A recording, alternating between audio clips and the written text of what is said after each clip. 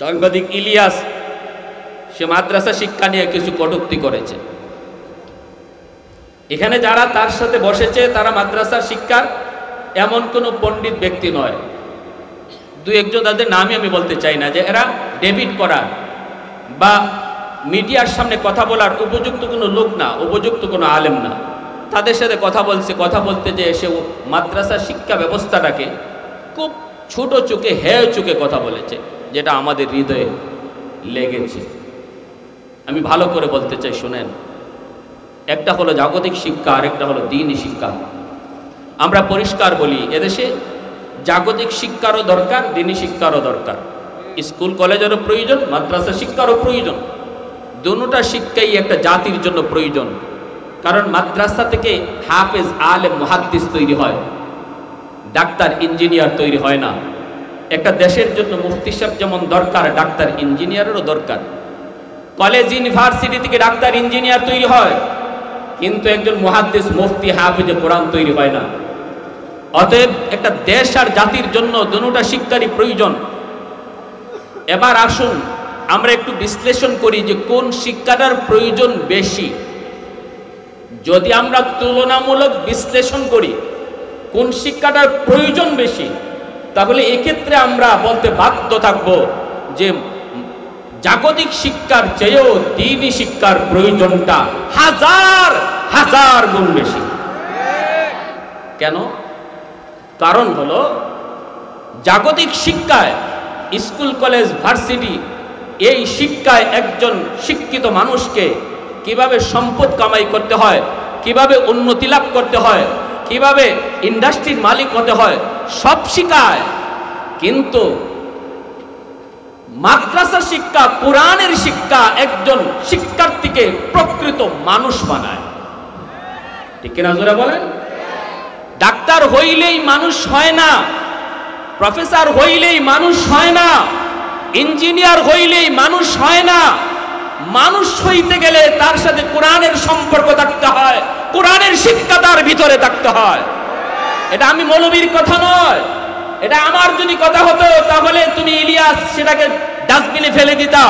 এই কথাটা আমার আল্লাহ, এই কথাটা তোমার মালিকের, এই কথাটা আসমান জমিনের মালিকের, যিনি পবিত্র কোরআনের সূরাতুর রহমানে আল্লাহ পরিষ্কার বলেছেন, আর রহমান আল্লামাল কুরআন খালাকাল ইনসান।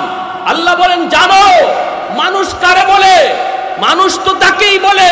আমি আল্লাহর ভাষায় মানুষ তো সেই যার মধ্যে কোরআনের শিক্ষা রয়েছে, কোরআনের জ্ঞান রয়েছে। আল্লাহর ভাষায় ডাক্তার হইলেও যদি তার ভিতরে কোরআনের জ্ঞান না থাকে, আল্লাহ তারে মানুষ কইতে রাজি না। ইঞ্জিনিয়ার হওয়ার পরেও যদি কোরআনের শিক্ষা তার দিলে না থাকে, আল্লাহ তারে মানুষ কইতে রাজি না।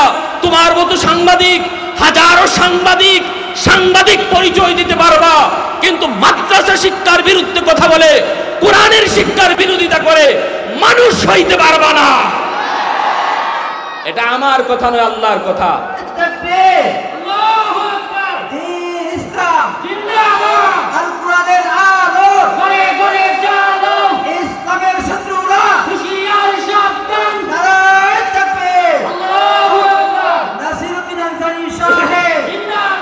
আর-রহমান আল্লামাল কুরআন খালাকাল ইনসান। আল্লাহ পাক রব্বুল আলামিন বলেন, আমি আল্লাহর পরিচয়, আমি হলাম রহমান, যিনি কোরআন শিক্ষা দিয়েছেন, মানুষ সৃষ্টি করেছেন। এর দ্বারাই আল্লাহ পাক বুঝাইলেন, মানুষ যদি পরিচয় তুমি দিতে চাও তাহলে কোরআনের শিক্ষা লাগবে। এ যুবক, সন্তান জন্ম দিলেই মানুষ হয় না, মুরগির বাচ্চা জন্ম নিলে মুরগি হয়, কিন্তু মানুষের বাচ্চা জন্ম দিলেই মানুষ হয় না, তারে মানুষ বানাইতে হয়। আল্লাহ বলেন, মানুষ বানানোর ফ্যাক্টরি হলো আমি মালিকের কোরআনের শিক্ষা। ঠিক না জোরে বলো? আল্লাহ পাক রব্বুল আলামিন বলেন, কোরআনের শিক্ষা যার ভিতরে আছে সেই তো মানুষ, কোরআনের শিক্ষা যার ভিতরে নাই সে মানুষ নয়। ডাক্তার হইও আমরা কত ডাক্তারে দেখেছি মানুষ হতে পারে নাই, 20,000 টাকার লোভে পইরা কয় নরমাল ডেলিভারি কেসের রুগীরে কয় সিজার লাগবে, সিজার ছেড়ে রুগী বাঁচানো যাবে না।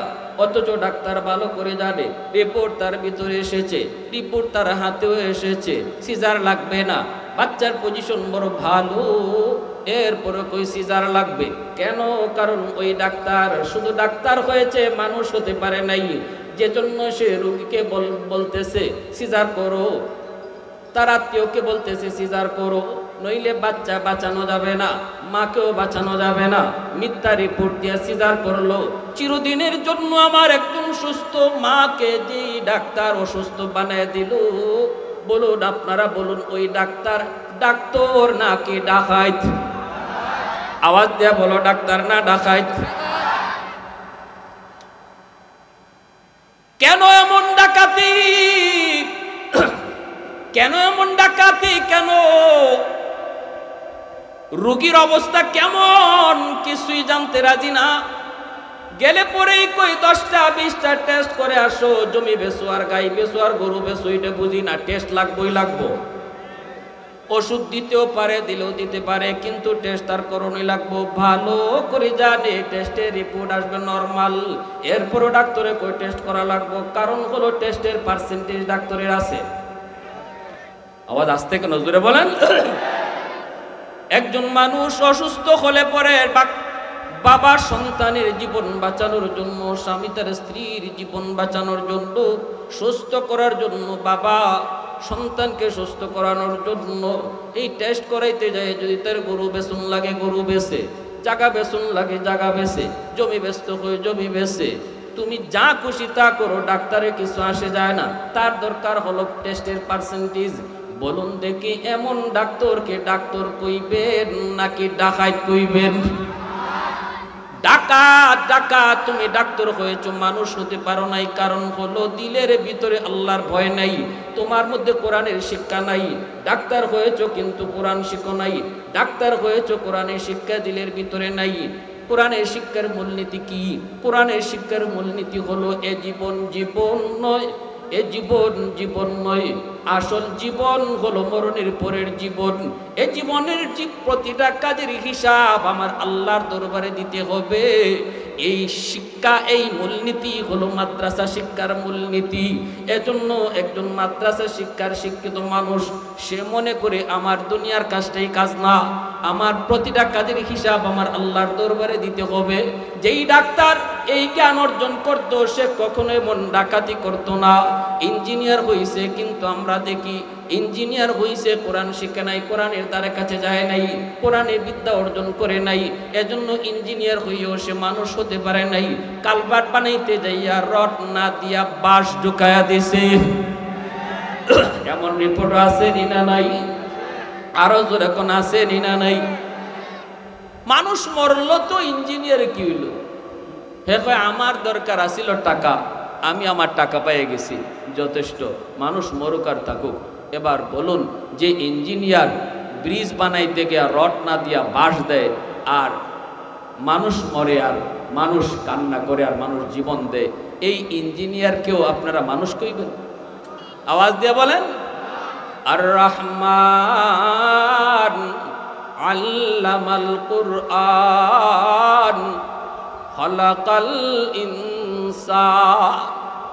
এজন্য ভাইরা বন্ধুরা একটু খেয়াল করে শুনো, আল্লাহ পাক রব্বুল আলামিন বলে, এ দুনিয়ার মানুষেরা শোনো, দুইটা চোখ থাকলেই মানুষ হয় না, দুটা কান থাকলেই মানুষ হয় না, দুটা হাত পা থাকলে মানুষ হয় না। ওয়ালাকাদ যারানা লিজাহান্নামা কাসীরাম মিনাল জিন্নি ওয়াল ইনস লাহুম কুলুবুল লা ইয়াফকাহুনা বিহা ওয়া লাহুম আ'য়ুনুন লা ইউবসিরুনা বিহা ওয়া লাহুম আযানুন লা ইয়াসমাউনা বিহা উলাইকা কাল আনআম বাল হুম আদাল। আল্লাহ পাক রব্বুল আলামিন বলেন, জানোনি আমি মানুষ এবং জিন জাতির ভিতরে কিছু মানুষের জিনকে শুধুই জাহান্নামের জন্য সৃষ্টি করেছি। এদেরকে আমি আল্লাহ দুইটা চোখ দিয়েছি, কিন্তু চোখ দিয়ে যা দেখার কথা তা দেখে না। কান দিয়েছি, কিন্তু কান দিয়ে যা শোনার কথা তা শুনে না। আমি আল্লাহ তাদেরকে কল্প দিয়েছি চিন্তা করার জন্য, কিন্তু যা চিন্তা করার তা তারা করে না। এজন্য চোখ কান হাত মুখ থাকার পরও এরা মানুষ না। আল্লাহ বলে উলাইকা কাল আনআম, এরা চতুষ্প জন্তুর মতো। একটা চতুষ্প জন্তু যেমন হালাল হারাম বুঝে না, একটা গরুর জন্য যেমন হালাল নাই হারাম নাই, ছাগলের জন্য যেমন জায়েজ নাই না জায়েজ নাই, কুকুরের জন্য যেমন বৈধ নাই অবৈধ নাই। আল্লাহ বলেন যে মানুষগুলা তার জীবনে হালাল হারাম চিনল না, বুঝলো না, জায়েজ না জায়েজের ধার ধারলো না, বৈধ অবৈধ বুঝলো না। কোন জিনিস খাওয়া যাবে, কার সাথে ঘুমানো যাবে, কার সাথে দেখা করা যাবে, কি কাজ করা যাবে, এই ধারে কাছেও যে গেল না। মন যেভাবে চায় সেভাবেই চললো, যা খাইতে চায় তাই খাইলো, যা শুনতে মন চায় তাই শুনলো, যার সাথে রাত কাটাইতে মন চায় তার সাথেই রাত কাটাইলো। আল্লাহ বলেন এদের জীবন আর গরু ছাগলের জীবনে কোনো তফাৎ না। এ জিন্দা ফকত